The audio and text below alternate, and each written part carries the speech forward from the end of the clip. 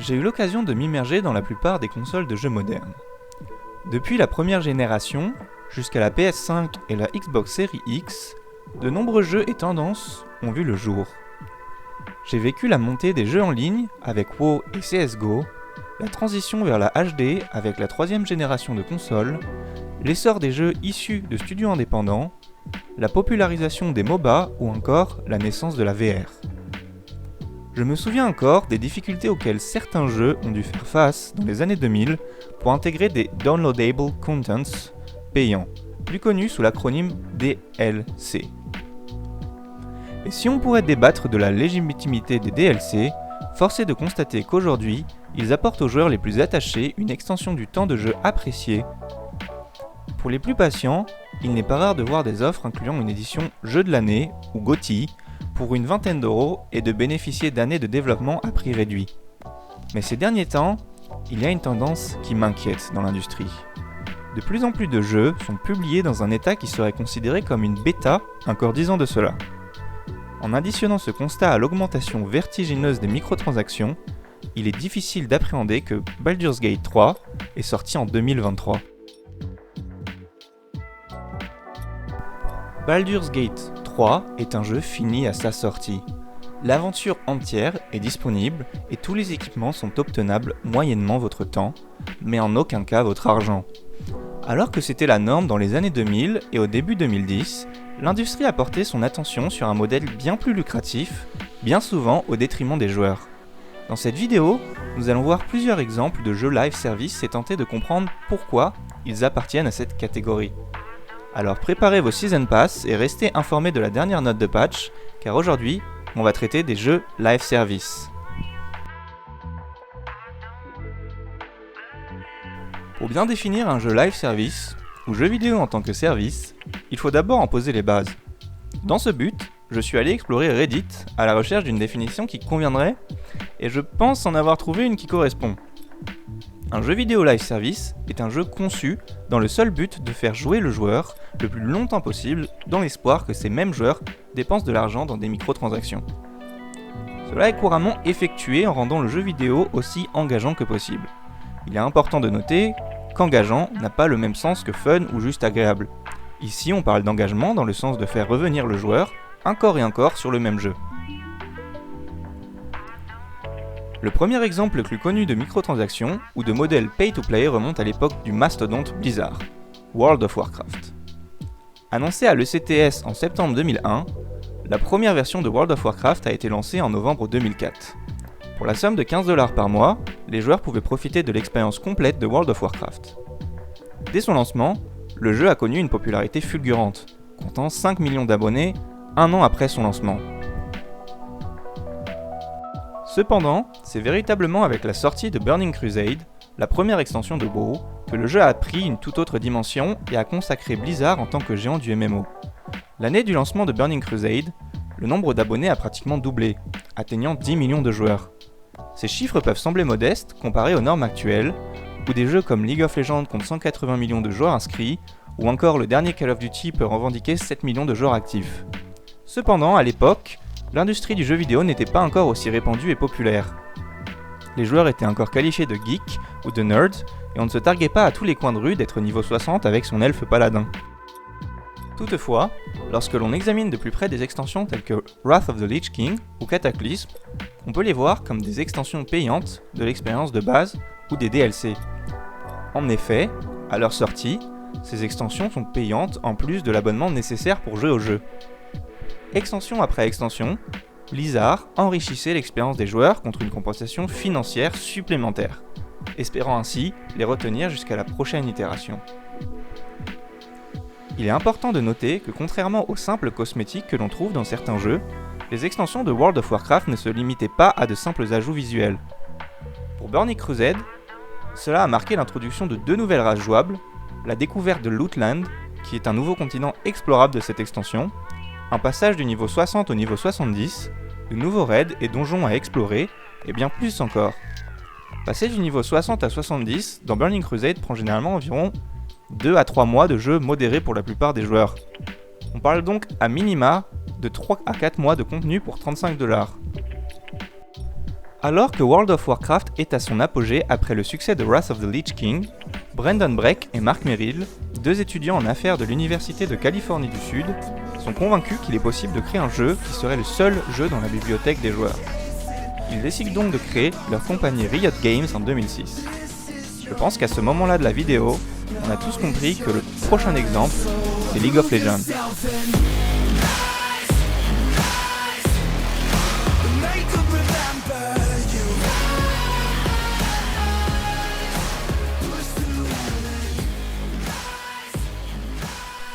Ce jeu est très spécial pour moi. J'y ai joué de la saison 3 à la saison 12, ce qui équivaut à 9 ans de ma vie.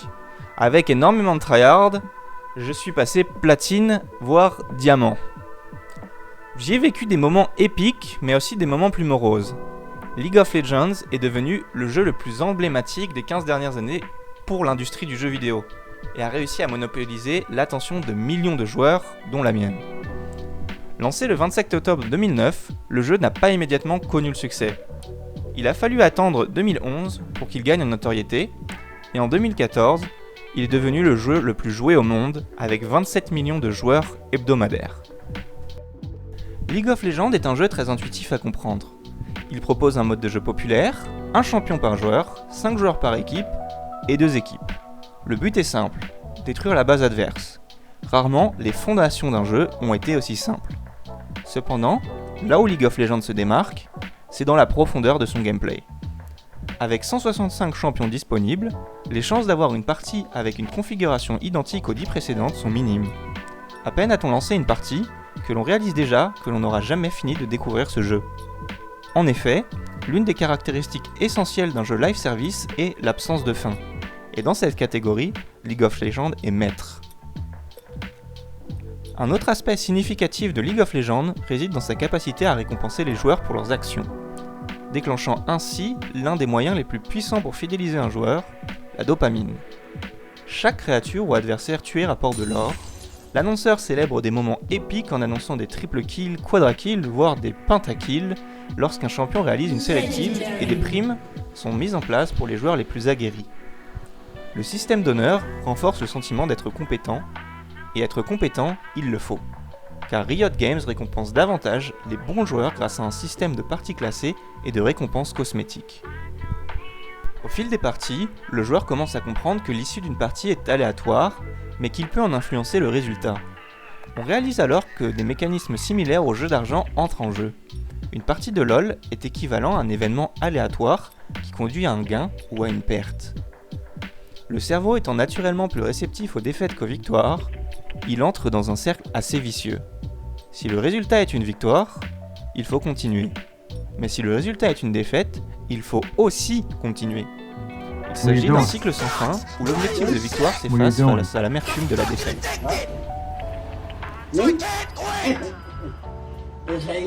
Ce système pourrait sembler ennuyeux pour certains, car il peut donner l'impression qu'il n'y a pas d'objectif concret, ou que le jeu stagne. Cependant, Riot Games a anticipé cela en introduisant des mécanismes d'engagement à long terme. Le système de classement en est un exemple parfait. Les joueurs les plus compétitifs se mesurent pour déterminer qui est le meilleur. On se souvient alors, fièrement, d'être sorti du bronze grâce à Nidalee en saison 4, une histoire véridique. La compétition est intense, et atteindre les rangs supérieurs à diamant est un exploit que seuls 0,5% des joueurs accomplissent. Pour les moins compétitifs, les ajouts réguliers de patchs, de champions, de modes de jeu ou encore de Season Pass maintiennent un intérêt superficiel pour le jeu. Le tour de force de League of Legends réside dans sa capacité à exister en dehors de lui-même. Un grand nombre de personnes qui n'ont jamais joué à LoL connaissent au moins une partie de son univers grâce à la série animée Arcane, aux jeux tels que Convergence, Ruined King, The Matchseeker, TFT ou encore Legends of Runeterra, aux groupes de musique comme KDA et Pentakill et bien d'autres. On peut également citer la scène e-sport qui permet aux passionnés de s'ancrer définitivement dans la communauté League of Legends avec des ligues nationales, continentales et des championnats du monde. La dernière édition a d'ailleurs atteint un pic de plus de 5 millions de téléspectateurs simultanés. Des moments épiques se créent et contribuent à former l'histoire de la scène professionnelle de League of Legends. Si vous jouez à League of Legends, il est fort probable que ceci like, even though I only have a mat on the floor, I think he's in the bed. Oh, Faker maybe in trouble here. Deathmark tries to clean it up for Ryu. Oh, look at the cleanse, look at the moves. Faker, what was that?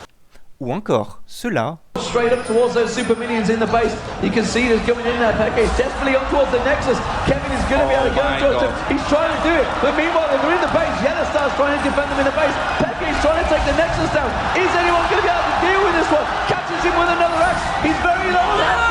They're pushing on the Nexus. Peke finds the finish. vous dit quelque chose. Cependant, League of Legends n'est pas le seul jeu à avoir réussi à capturer l'attention des joueurs et à devenir un phénomène culturel.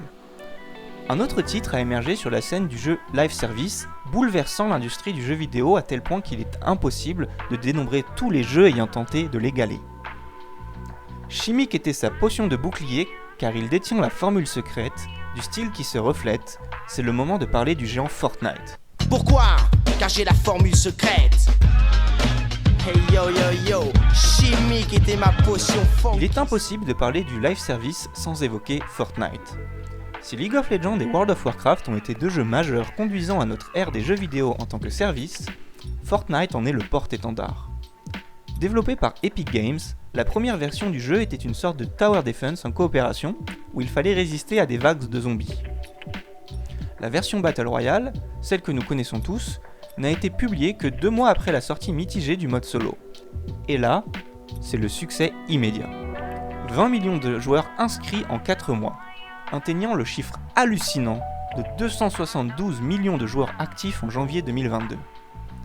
La force de Fortnite, au-delà d'être un jeu gratuit, réside dans sa capacité à toucher pratiquement tous les joueurs. J'ai joué à Fortnite, mon petit frère y joue, et tous ses amis y jouent également. Tout comme League of Legends, pas besoin de carte graphique dédiée. Un processeur est largement suffisant. Le jeu est accessible et il n'a pas besoin d'un tutoriel. On vise, on tire, on meurt et on comprend que le but est d'être le dernier survivant. Les constructions existent, mais leur découverte se fait au fur et à mesure de l'expérience. Il n'y a pas besoin d'être un architecte pour faire un top 1. Si je vous demande ce qui fait de Fortnite ce qu'il est aujourd'hui, il y a de fortes chances que vous pensiez aux saisons et aux chapitres. En effet, à travers un renouvellement constant de son aire de jeu, Fortnite est un jeu dynamique. Il n'est pas nécessaire de citer toutes les fonctionnalités, mais chaque saison comporte des modifications de cartes, de nouveaux objets, de nouvelles armes et bien plus encore. Par exemple, la saison 6 du chapitre 1 inclut un cube géant flottant au milieu de la carte, modifiant ainsi certaines zones et donnant une allure assez cataclysmique au jeu. Chaque saison a également un thème, lié au lore de Fortnite. À ce moment-là de la vidéo, les plus assidus sont certainement en train de se mordre les lèvres. Comment est-il possible qu'il n'ait pas encore parlé du Battle Pass au bout d'une dizaine de minutes sur les jeux live service? Un Battle Pass, ou Season Pass, est un système de récompenses ou d'avantages in-game obtenables grâce à une progression verrouillée bien souvent par des objectifs. Et vous l'avez probablement compris, là aussi la dopamine est de la partie. Au lieu de rendre son Battle Pass totalement gratuit ou totalement payant, Epic Games a décidé d'offrir aux joueurs un Battle Pass gratuit tout en proposant un Battle Pass payant moyennant 950 VC, plus ou moins 10 €. Les récompenses du pass payant sont bien plus attrayantes que celles du pass gratuit. C'est un peu comme donner un jouet en bois pour Noël à un enfant et offrir un voyage à Disneyland Paris à un autre enfant. Le jouet en bois serait hors contexte un beau cadeau, mais comparé à un week-end à Disneyland Paris, il paraît bien pâle. Donner un avant-goût du Season Pass avec ce pass gratuit est une technique de marketing assez ingénieuse pour inciter le joueur à débourser quelques deniers. Lors de la saison 8, Fortnite ira même jusqu'à offrir un Battle Pass payant à tous les joueurs, technique bien connue dans les rues mal cotées de Los Angeles ou de Portland. La cerise sur le gâteau, c'est probablement l'inclusion de monnaie in-game dans le pass. Un Battle Pass complété rapporte 1500 VC aux joueurs, soit 550 VC de plus que leur investissement initial. En termes d'euros, on parle d'un bénéfice de 5 €. En plus d'obtenir une multitude de cosmétiques, le joueur est en quelque sorte récompensé pour jouer. Le Battle Pass pourrait se résumer par un investissement financier qui n'est réalisable que si le joueur est prêt à y consacrer du temps. C'est un système de rétention efficace et profitable. À ce moment-là, la boucle semble bouclée. Avec un apport initial de 950 VC, soit plus ou moins 10 €, il est possible d'avoir tous les Battle Pass. Mais 1500 VC, c'est aussi le prix de certains skins en dehors du Battle Pass. Est-il préférable d'épargner pendant 5 Battle Pass pour financer un skin de Giannis Antetokounmpo à 2000 VC, ou acheter directement ce skin et remettre 10€ dans la machine? Si vous êtes fan des Bucks, il est probable que vous mettiez la main au porte-monnaie. Mais qu'en est-il des autres joueurs? Probablement une majorité qui ne sont pas intéressés par ce skin. Si je vous dis Iron Man, Naruto, Goku, Vecna, Eren Yeager, Batman, Travis Scott, Kratos, le Master Chief ou encore Bébé Yoda. Bien qu'issus d'univers radicalement différents, ils sont tous présents dans Fortnite. Il est tout simplement impossible qu'une personne avec des bases minimes de pop culture ne soit pas intriguée par un skin. En collaborant avec autant d'univers différents, Fortnite n'existe pas en dehors de soi, comme le ferait League of Legends, mais il fait exister des franchises dans Fortnite. Il est fort probable que des joueurs n'ayant jamais joué à ce jeu ont tenté l'expérience après l'annonce de l'introduction de leur personnage préféré dans l'univers d'Epic Games. Il existe d'autres facteurs de rétention, tels que les événements in-game ainsi que l'influence des streamers, mais j'aimerais aborder dans cette vidéo un exemple récent de live service, et non, on ne va pas parler de Diablo 4 ou de Anthem.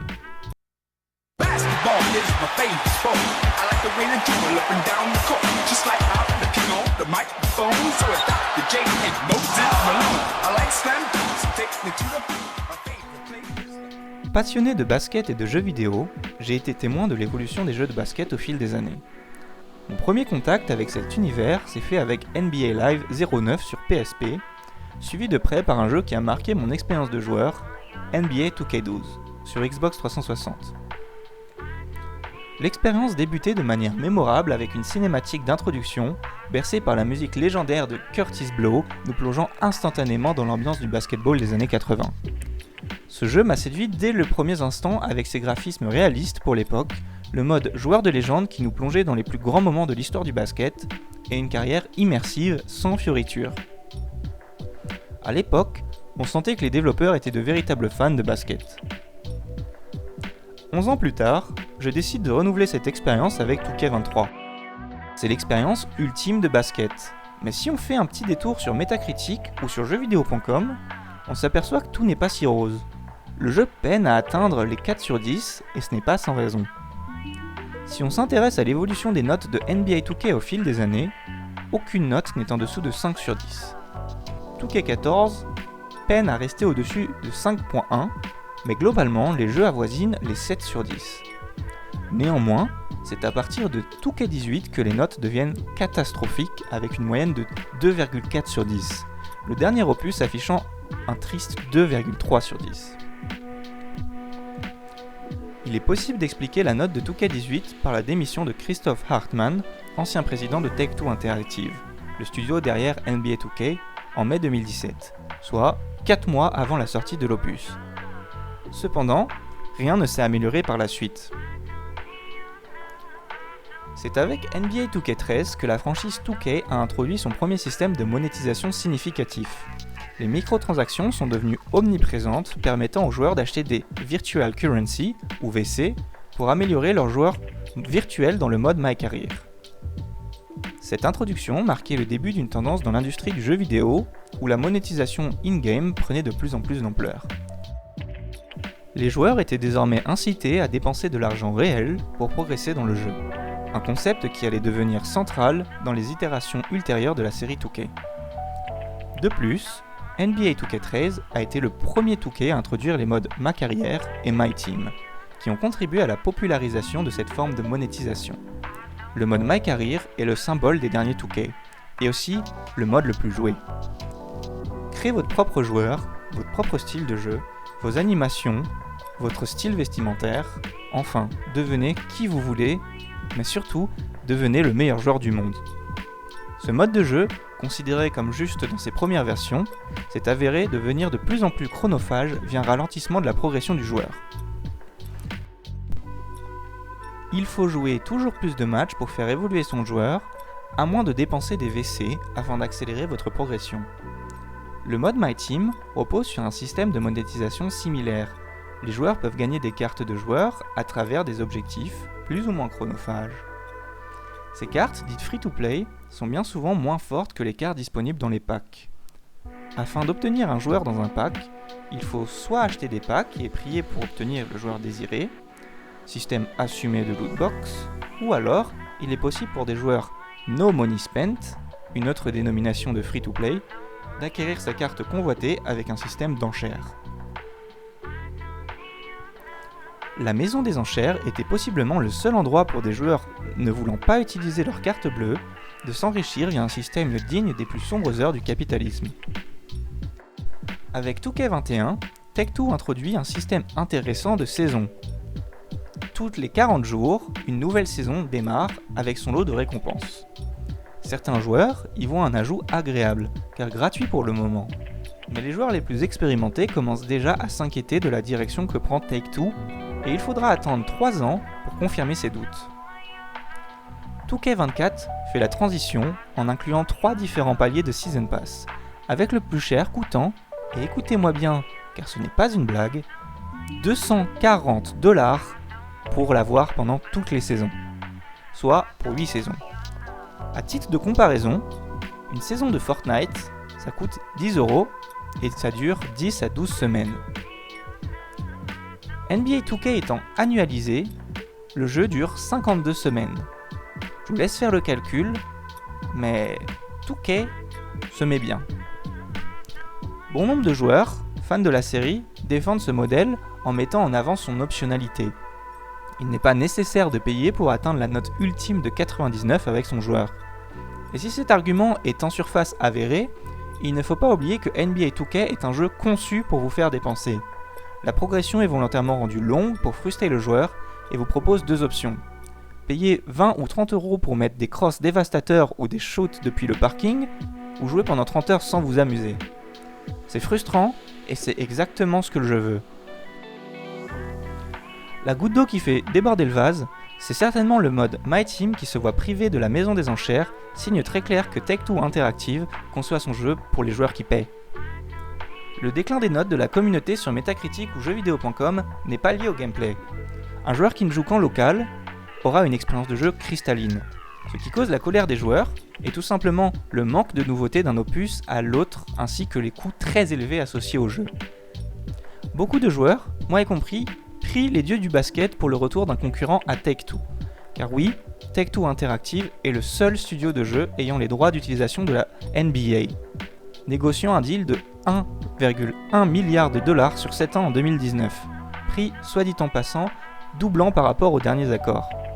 Il est possible que Take-Two, négociant les droits avec la NBA, ait réalisé qu'il fallait absolument augmenter leurs profits s'ils voulaient pérenniser leur franchise. Là où ça passe un peu moins pour le studio, c'est à la démission du président de Take-Two en 2017 et l'incapacité à faire un jeu qui plaît aux fans. Il a été succédé par son directeur des opérations, David Ismaeler. Mais qui a pris la position de David Ismaeler ? Qui est en charge des opérations de Take-Two ? Phil Dixon. Avant de prendre position en tant que chef des opérations chez Take-Two Interactive, Phil Dixon, il travaillait à Betfair, une société de paris et de casino qui a un historique pour le moins fourni. Fraude sur les dividendes, vol de données clients, pub mensongère, annulation de gains suspicieux.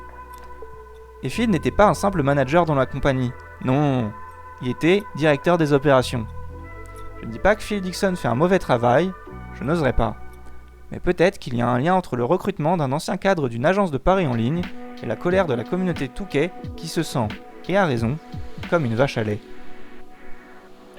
De plus, en 2023, le paysage vidéoludique comporte de nombreux exemples de jeux live service réussis. Le terme live service a souvent une connotation négative, car bien souvent, ces implémentations sont motivées par un but purement financier. Ce n'est pourtant pas toujours le cas, et Take-Two aurait mieux fait de prendre des notes sur comment Warframe a construit sa renommée.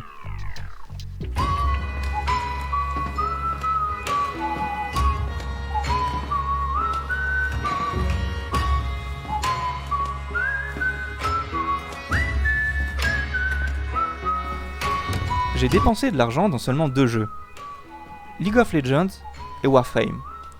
Il est fort probable que la sortie de Yasuo a fortement influencé l'achat de Riot Point, et rétrospectivement, c'était un achat stupide.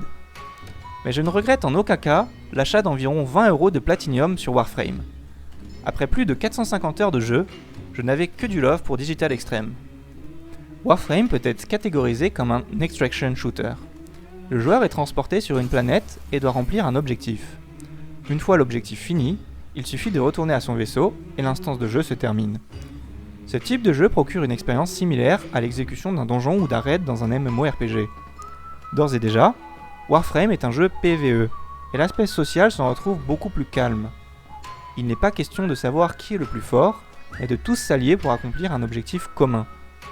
Il est important de collaborer, car beaucoup de modes de jeu requièrent de chaque joueur qu'il remplisse un rôle bien précis. Il faudra couvrir un des vôtres tentant de hacker un terminal pour libérer un otage, défendre une cible contre des vagues d'ennemis, ou encore sécuriser différentes positions lors d'une interception de données. Vous êtes un Tenno, une espèce de ninja robot avec des pouvoirs, et vous devez remplir des objectifs divers, mais ce qui fait la force de Warframe, c'est son gameplay. Il est tout simplement incroyable. Les possibilités de mouvement apportent de la crédibilité à la narration. Le joueur contrôle un robot ninja, et il peut tout faire. Planer, sauter, glisser, bullet jump à gogo, tout s'enchaîne super rapidement, ce que l'on ait la sensation de s'en mêler les pinceaux. Digital Extreme adaptant le modèle d'extension de World of Warcraft, l'histoire est au fil des années de plus en plus conséquente, au risque d'être trop conséquente pour les nouveaux joueurs. Et contrairement à Blizzard, Warframe propose toutes ses extensions gratuitement. Le jeu est totalement gratuit. Digital Extreme est un studio très apprécié, non seulement car son modèle économique met le joueur au centre de l'expérience, mais aussi car c'est un studio à l'écoute de sa communauté. Pour preuve, l'équipe de développement stream 2 fois par mois afin de communiquer aux joueurs les nouveautés et les idées d'équilibrage, jusqu'à aller demander aux viewers quel bundle ou pack ils voudraient voir dans la boutique payante et quel prix serait juste. Ayant participé à un de ces streams par curiosité, la communauté fait preuve d'un sérieux réalisme assez impressionnant, ne cherchant pas à imposer un prix trop bas par défaut, mais un prix juste. En février 2019, Warframe accueille un Battle Pass temporaire appelé Nightwave. Les récompenses sont très intéressantes, avec des cosmétiques uniques et des facilitations de gameplay telles que des slots d'armure ou d'armes normalement accessibles seulement via la monnaie virtuelle du jeu. Là encore, il est totalement gratuit. Tous les joueurs peuvent en profiter. La philosophie de Digital Extreme est claire. Les utilisateurs ont la possibilité d'acheter des cosmétiques s'ils veulent soutenir le studio, mais il est hors de question d'introduire un paywall.